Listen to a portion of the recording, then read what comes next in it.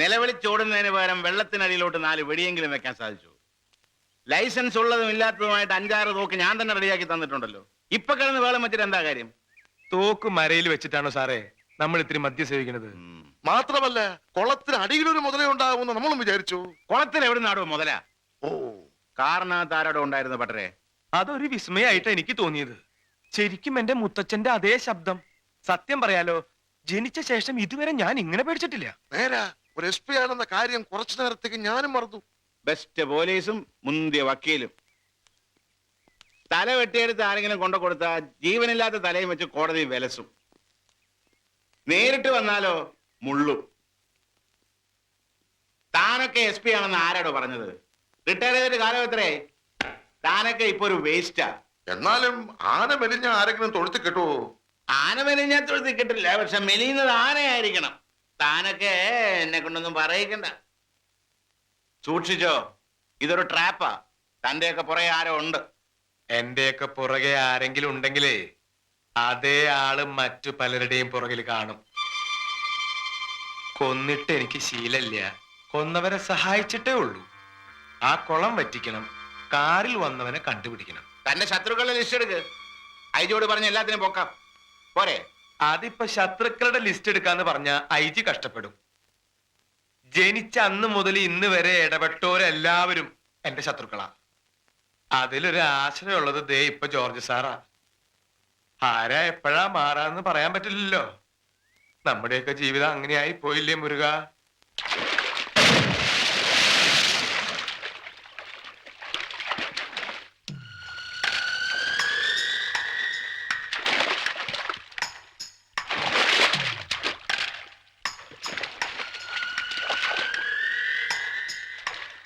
ഈ കുളം കലക്കി മത്സ്യം പിടിക്കാന്ന് കേട്ടിട്ടുണ്ട്.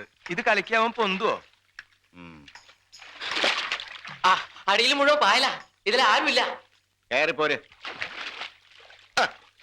ഇനി അവൻ വന്നാ ഞാൻ നോക്കിക്കൊള്ളാം. വെള്ളത്തില് തോട്ട വെക്കും ഞാൻ. കള്ള കഴിവരടാമൻ.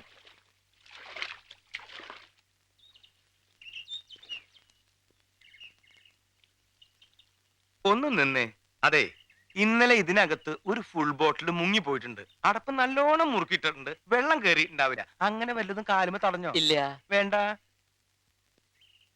എന്നാലും എന്റെ കുളത്തില് ഇത്ര ധൈര്യപ്പെട്ട് ഏത് മുതലയാടാ വന്നത്? കണ്ടു കിട്ടിയിരുന്നെങ്കിൽ അവന്റെ ചോര ഞാൻ ഇതിന് തളച്ചേനെ.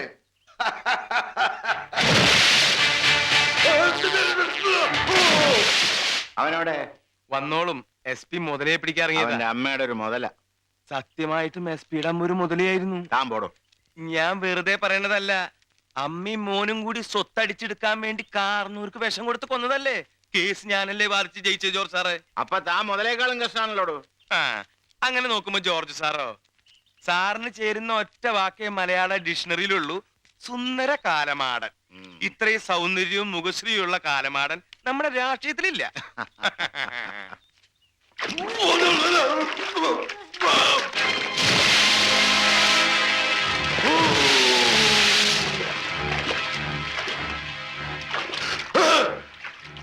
നീ ചോര തളിക്കുമെന്ന് പറഞ്ഞില്ലേ? ആ മുതലയാടാ ഞാൻ. എന്താ, നിനക്ക് എന്റെ ചോര വേണോ? അയാളുടെ ശബ്ദമല്ലേ കേട്ടത്? അതെല്ലോ.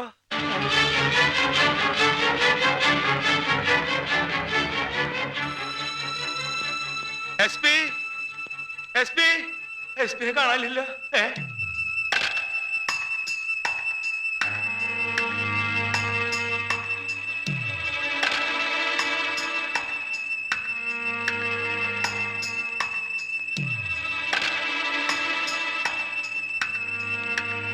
അതെ, ദിവസം 2 കഴിഞ്ഞിട്ടും ബോധം വന്നിട്ടില്ല. ഇനി ബോധം വരാതെ SP അങ്ങോട്ട് പോവോ? എന്താ തനിക്ക് അയാൾ വരും തരാനുണ്ടോ? അല്ല, എന്താ സംഭവിച്ചെന്ന് പറഞ്ഞു തന്നിട്ട് പോയിരുന്നെങ്കിൽ മനസ്സിനൊരു സമാധാനം കിട്ടിയായിരുന്നു. കുളത്തിലിറങ്ങിയ ഇയാൾ എങ്ങനെയാ ബോധമില്ലാതെ ചെളിക്കുണ്ടിലെത്തിയത്? ഒരു കാര്യം തീർച്ചയാ സ്വാമി. എന്താ? ആരോ നമ്മുടെ പിന്നിലുണ്ട്. ആര്? അതാരാണെന്ന് അയാൾക്കല്ലേ അറിയൂ. ബോധം വരട്ടെ, ചോദിക്കാം.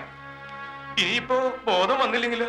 വന്നില്ലെങ്കിൽ അവൻ അടുത്ത് വരുന്നത് തന്റെ മുമ്പിലായിരിക്കും. നേരിട്ട് കാണുമ്പോ ചോദിക്കാം. എന്റെ പിന്നാലെ എന്തിനാ ഇങ്ങനെ മുതലായിട്ട് നടക്കണേ? കേസിന്റെ കാര്യമാണെങ്കിൽ നേരിട്ട് കണ്ട് സംസാരിച്ചൂടെ? ജോർജ് സാറേ, എന്റെ പിന്നിൽ ആരെങ്കിലും ഉണ്ടോ നോക്കി. ആരുമില്ലല്ലോ. എനിക്ക് പെട്ടെന്ന് അങ്ങനെ തോന്നിയില്ല. ഓ, അത് ശരി. ഞാൻ പോവാ.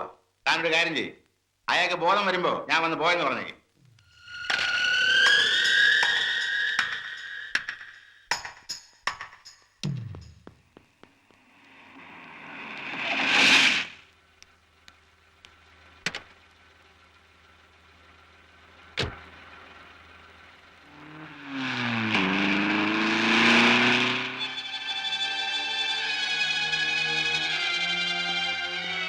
ആളെ മനസ്സിലായിട്ട് നീ എന്താ ഇവനെ വെറുതെ ഒഴിവാക്കിയത്? കുറച്ച് ദിവസം ഇവരെ ഇങ്ങനെ തട്ടിക്കളിച്ചേ പറ്റൂ. ആ വക്കീലിനെയും അന്ന് കേസ് അന്വേഷിച്ച DSP നമുക്ക് കിട്ടി. അവരെ ഒന്ന് കുലുക്കിയപ്പോൾ ജോർജ് എന്ന് പറയുന്ന ആ ചെകുത്താനും വന്നു. ഇനി ഒരാൾ കൂടിയുണ്ട്. ഈ ബഹളം അവനെ ഇവരരികിലെത്തിക്കും, അല്ലെങ്കിൽ ഇവർ അവനെ തേടി ചെല്ലും. ഞാൻ കാത്തിരിക്കുന്നതിനാണ്. അവനാരാ? അവനൊരു പൂച്ചക്കണ്ണനാണ്. പൂച്ചക്കണ്ണനോ? അത്ര എനിക്കറിയൂ. പൂച്ചക്കണ്ണൻ. നിക്ക് അറിയാൻ വേണ്ടിട്ട് ചോദിക്കുക. ആ ജോർജ് ഒരു സാധാരണ ജോർജ് അല്ല. അയാളുടെ രാഷ്ട്രീയ സ്വാധീനമോ ആൾ ബലമോ നിനക്കറിയില്ല. എന്നോ നടന്നൊരു കേസ്, അതിലൊരു കോടതി വിധി, അതിന് നീ തലമുണ്ടാക്കുന്നതിന് ക്യാപ്റ്റാ? ഞാൻ തല പുണ്ണാക്കുന്നുണ്ടെന്ന് ആര് പറഞ്ഞു? നീ അവരുടെ പേടി കണ്ടോ? അവരിപ്പോഴേ പാതി ചത്തു കഴിഞ്ഞു. ഞാൻ അനുഭവിക്കുന്ന ഒരു ആനന്ദമാണ്, പരമാനന്ദം. നിനക്കറിയാമോ, എന്നെ ഇവർക്ക് പിറകെ പറഞ്ഞയച്ച ഒരു അദൃശ്യ ശക്തിയുണ്ട്. ആ ശക്തിയോട് ഞാൻ പതുക്കെ പതുക്കെ അടുത്തുകൊണ്ടിരിക്കുകയാണ്. അതിനു മുൻപ് ഒരിക്കൽ വായിച്ചു മറന്നുപോയ ഒരു മേൽവിലാസം എൻ്റെ മനസ്സിലെവിടെയോ കുടുങ്ങിക്കിടപ്പുണ്ട്. അത് ഓർമ്മിക്കാൻ കഴിയുന്നില്ല. അത് വായിച്ചെടുക്കണം. ആരുടെ മേൽവിലാസം? ഒരു പെൺകുട്ടിയുടെ, ഒരു മകളുടെ മേൽവിലാസം. കഴിഞ്ഞ മെയ് 7-ാം തീയതി മരിച്ചുപോയ കുമാരേട്ടൻ മരിക്കുന്നതിന് മുമ്പ് പോസ്റ്റ് ചെയ്ത ഒരു കത്തിലെ മേൽവിലാസം. അതെങ്ങനെ നിനക്കറിയാം? ഞാനാണത് പോസ്റ്റ് ചെയ്തത്. ആ കത്ത് എൻ്റെ കയ്യിലെത്തിച്ചത് മറ്റാരുമല്ല, ഈശ്വരനാണ്. ആ ഈശ്വരനെ ഞാൻ അനുസരിച്ചേ പറ്റൂ.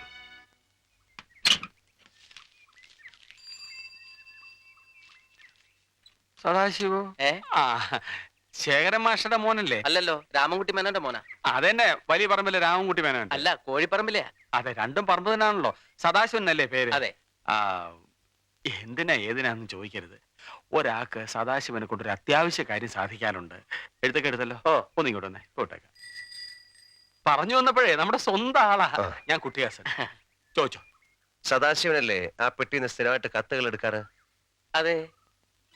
ഇങ്ങനെ ഒരു പേര് പിൻഭാഗത്ത് എഴുതിയിട്ട് അടുത്ത കാലത്തൊരു കത്ത് അതിൽ പോസ്റ്റ് ചെയ്തിരുന്നു. അത് കിട്ടിയതായിട്ട് ഓർമ്മയുണ്ടോ? കുമാരേട്ടൻ, അതാണ് ഫ്രം അഡ്രസ്. ഓർമ്മയുണ്ടെങ്കിൽ ആ കത്തിന്റെ സ്ഥിരമായ അഡ്രസ് ഒരു സ്ഥലത്തേക്കാണ്. പലതവണ എടുത്തുകൊണ്ട് സദാശിവൻ ഒരു പക്ഷേ വായിച്ചു കാണും. ഓർമ്മയുണ്ടോ? കുമാരേട്ടൻ. ഓർമ്മ കിട്ടുന്നില്ല. ഒരു പക്ഷെ കത്തിൽ സീലടിക്കുന്ന ശിവൻകുട്ടിക്ക് അറിയായിരിക്കും.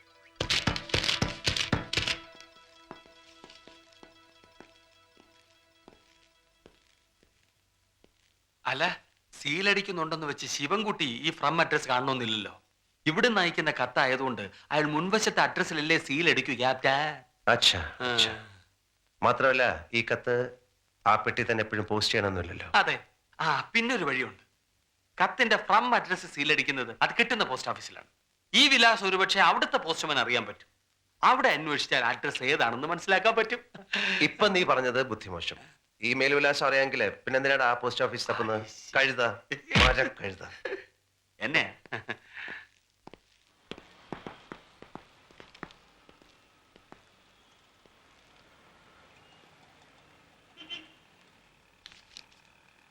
എന്റെ കുമാരേട്ടാ,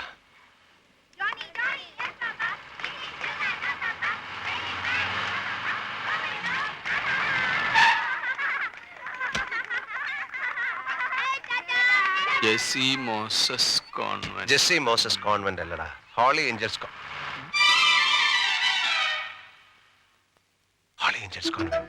അതെ, ഹോളി ഏഞ്ചൽസ് കോൺവെന്റ്, പാലക്കാട്. അതാണ് അഡ്രസ്. എനിക്കത് കിട്ടി, ഞാനത് മറന്നിട്ടില്ല. കോൺവെന്റിൽ ഏത് സിസ്റ്റർ ക്യാപ്റ്റാ? സിസ്റ്റർ അല്ലടാ, മോള്, കുമാരേട്ടന്റെ മോള്.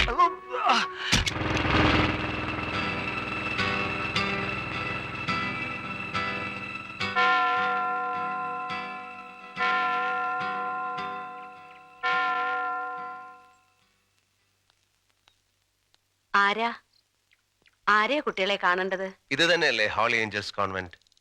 ഇത് ഹോളി ഏഞ്ചൽസ് കോൺവെന്റ് അല്ല, ചാരിറ്റി ഹോം. കോൺവെന്റ് ആ മതിൽക്കെട്ടിനപ്പുറത്താണ്.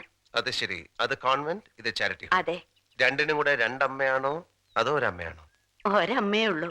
എങ്കിൽ ആ അമ്മയെ എനിക്കൊന്ന് കാണണം. കാണാം. കുഞ്ഞേതാ? എവിടുന്നാ? ഞാൻ ആർമിയിലാണ്, ക്യാപ്റ്റൻ വിജയ് മേനോൻ. വരൂ. അപ്പോഴേ ഇദ്ദേഹം ആർമിയിലല്ലേ?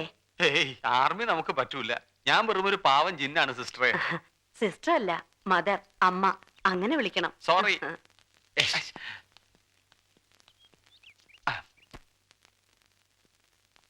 ക്യാപ്റ്റൻ വിജയ് മേനോൻ ഈ അമ്മയ്ക്ക് എന്ത് സഹായം ചെയ്യാനാണ് വന്നത്? പരസ്പരം ഒരു സഹായം അമ്മയ്ക്കാവാം, അല്ലെങ്കിൽ എനിക്കാവാം. എന്തായാലും സഹായിച്ചേ പറ്റൂ. ഇവിടെ വരുന്ന കത്തുകളൊക്കെ അമ്മ കാണാറുണ്ടാവും അല്ലേ? ഉവ്വ്. അതിന്റെ രണ്ടു വശത്തുമുള്ള മേൽവിലാസവും ശ്രദ്ധിച്ചിട്ടുണ്ടാവും. ശ്രദ്ധിക്കണമല്ലോ. അപ്പൊ അമ്മയ്ക്ക് അത് ഓർമ്മയുണ്ടാവും. ചോദ്യങ്ങൾ ഒഴിവാക്കാം. എന്താണ് ആവശ്യം അത് പറയൂ.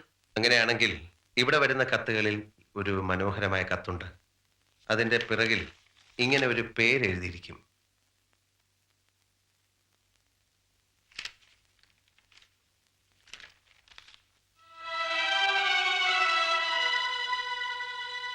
പരിഭ്രമിക്കണ്ട. ഈ വാക്കിന്റെ അർത്ഥം സ്നേഹം എന്നാണ്. ഈ കത്ത് ഏത് പെൺകുട്ടിക്കാണോ വരുന്നത് അവളെ എനിക്കൊന്ന് കാണണം. അഡ്രസ് ഇല്ലാതെ ഫ്രം അഡ്രസ്സിലെ വെറും ഒരു പേരും വെച്ചുകൊണ്ട്. ക്ഷമിക്കണം, അമ്മ പറഞ്ഞതുപോലെ നമുക്ക് ചോദ്യങ്ങൾ ഒഴിവാക്കാം. എനിക്കെല്ലാം അറിയാം. കഴിഞ്ഞ എത്രയോ വർഷങ്ങളായി അമ്മ ഈ പേര് കാണുന്നുണ്ട്. അവസാനമായി ആ പെൺകുട്ടിക്ക് വന്ന ഒരു ഇല്ലന്റിൽ വരെ അമ്മ അത് കണ്ടു കഴിഞ്ഞു. ഇനി അത് കാണില്ല.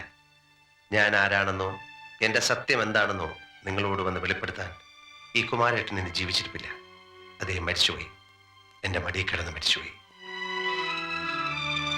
എനിക്ക് ആ പെൺകുട്ടിയെ ഒന്ന് കാണണം. കണ്ടേ പറ്റൂ.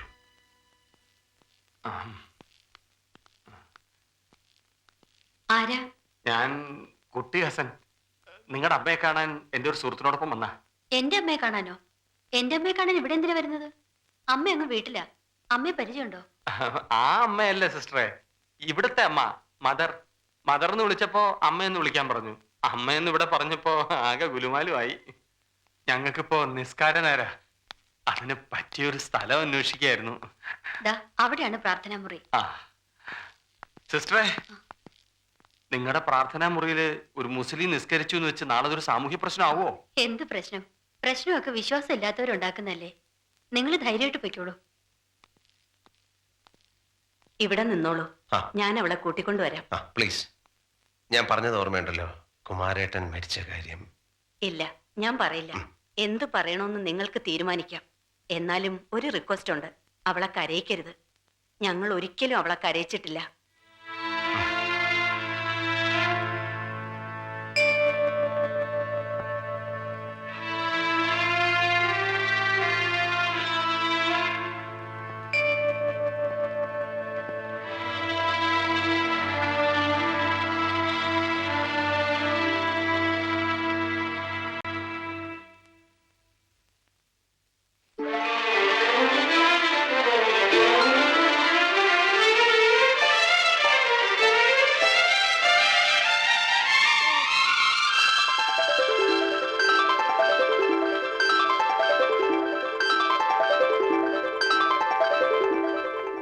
ചെല്ലു.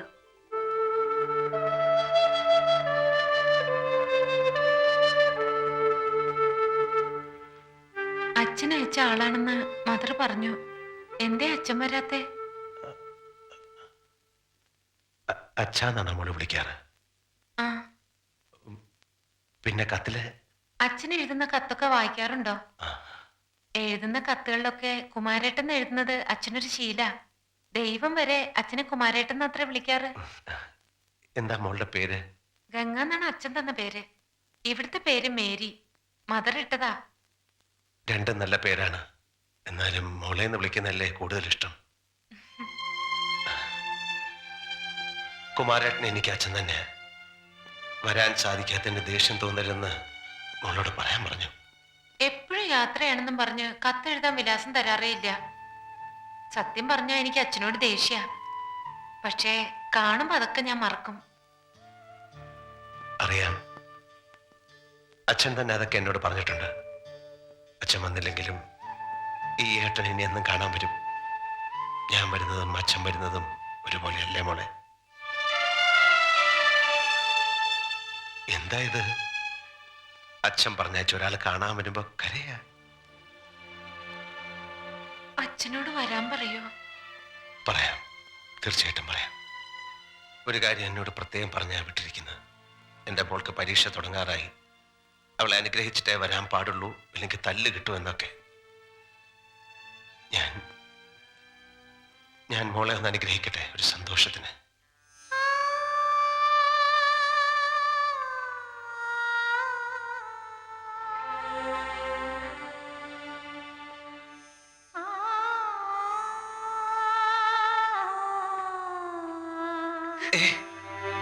എന്താ ഇത്? പറയാം,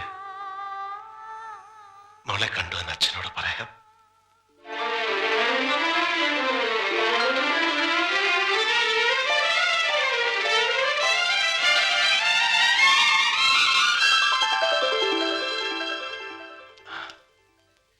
ഇല്ലിപ്പനത്ത് നാരായണൻ മകൻ കുമാര, ഞാൻ കണ്ടു.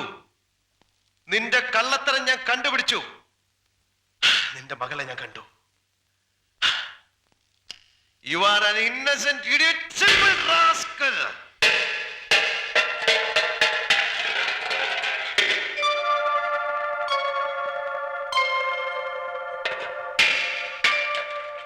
ഞാൻ സിമ്പിൾ റാസ്കൽ ആണെങ്കിൽ നീ ഡബിൾ റാസ്കലടാ മോനെ.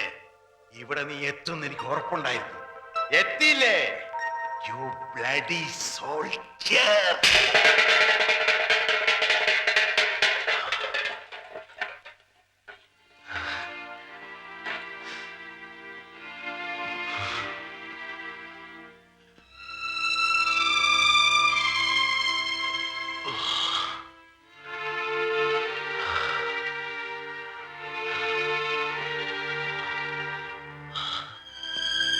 എന്തു പറ്റി? നീ എന്തിനാ കരഞ്ഞേ? കണ്ണിൽ വെള്ളം നിറഞ്ഞിട്ടുണ്ടല്ലോ. നിന്നെ മദർ ചീത്ത പറഞ്ഞോ? തല്ലിയോ? ഈ